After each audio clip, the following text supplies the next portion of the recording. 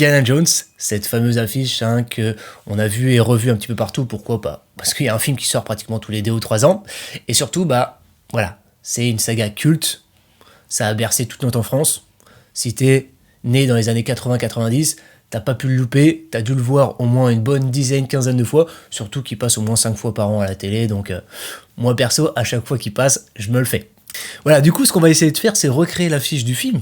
Enfin, en fait, j'ai déjà fait, puisque ça m'a pris un petit peu de temps. Il faut tester pas mal de choses. Et justement, la difficulté, elle est là. C'est de faire des tests, voir ce qui fonctionne.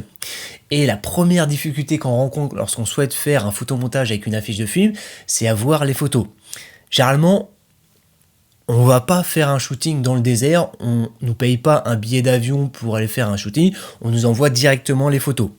Là, il n'y a personne qui m'a envoyé les photos, puisque c'est un projet personnel, histoire de sortir de ma zone de confort et de progresser. Du coup, ce que j'ai fait, c'est que je me suis tout simplement servi des banques d'images en ligne gratuites pour pouvoir créer un photomontage qui respecte bien l'ambiance. Donc ça, c'est la troisième difficulté même, à savoir recréer l'ambiance du film, qu'on puisse bien comprendre en un seul coup d'œil qu'on parle du film Indiana Jones sans même mettre un titre. Donc pour ça, on essaye d'en mettre en place une silhouette et ensuite on vient intégrer dans cette silhouette-là différentes images pour essayer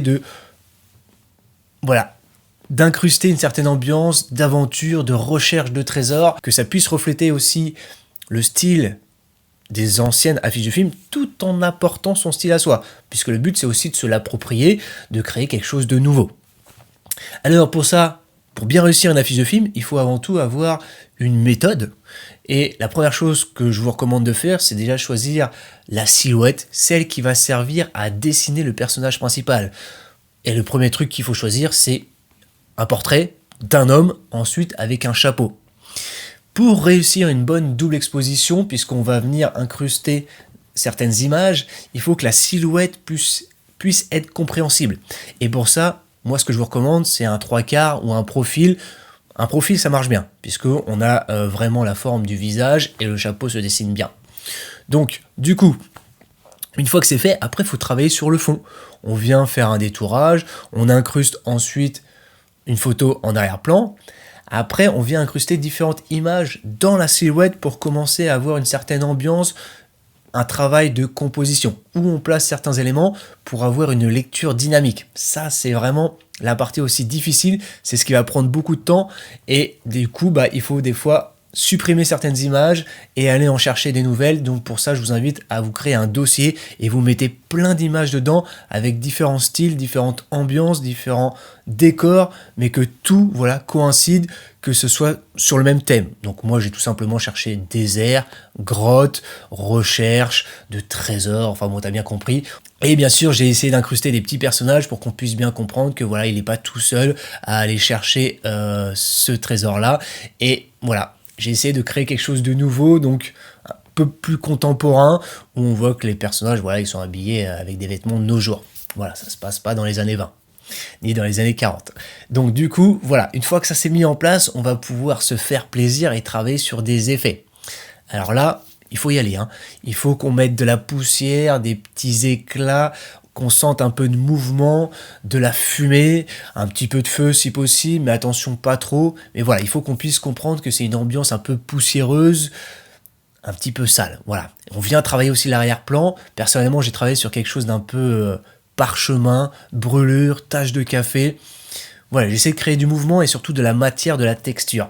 Donc là, il faut se faire plaisir, il faut créer du détail, pas mal de petites informations pour intéresser l'œil et surtout pour guider l'œil du spectateur pour qu'il puisse avoir pas mal d'informations et qu'il puisse se faire plaisir visuellement.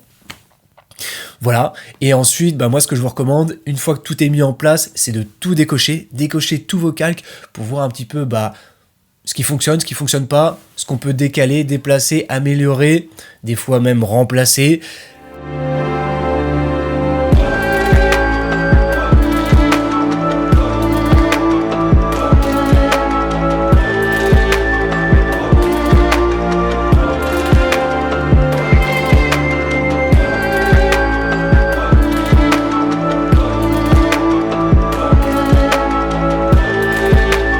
Et le plus dur, c'est d'avoir la main légère, essayer de pas mettre trop d'effets pour justement annuler la lecture, annuler certains effets, annihiler un petit peu l'ambiance générale. Voilà, il faut pas mettre trop d'artifice, il faut quand même rester simple, sobre, pas minimaliste dans ce genre d'affiche, mais voilà, il faut quand même que ça puisse fonctionner et que ça puisse être beau tout simplement visuellement. Et surtout, que ça reflète votre style. Donc pour ça, pratiquez, pratiquez, pratiquez, faites-en plusieurs, avec différentes compositions, différents effets, testez, validez, supprimez, recommencez si besoin. Dans tous les cas, il faut essayer de comprendre ce qui fonctionne et ce qui ne fonctionne pas pour pouvoir le répéter sur votre prochaine affiche de film. D'ailleurs, revenez dans les commentaires pour me dire si vous avez des affiches de films que vous souhaiteriez que je travaille, que je vous partage. Voilà, moi j'adore ça, je pense que c'est le meilleur moyen de progresser en photomontage.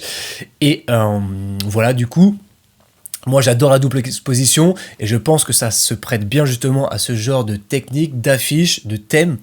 Et du coup, si ça t'intéresse, si tu souhaites en savoir plus, si tu souhaites vraiment adopter, acquérir toutes ces techniques-là en double exposition, que l'on retrouve d'ailleurs sur beaucoup d'affiches de films, je t'invite à cliquer en description, il y a une petite formation que j'ai mis à disposition.